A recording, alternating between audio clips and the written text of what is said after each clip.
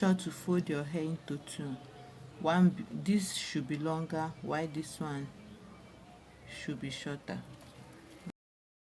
So you twist it small, not too hard.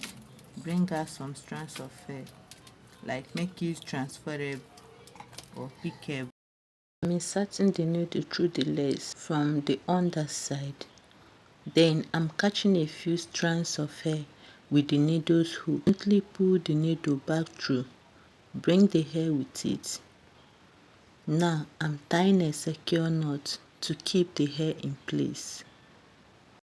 This holds the hair onto the net. Move to the next tiny hole and repeat.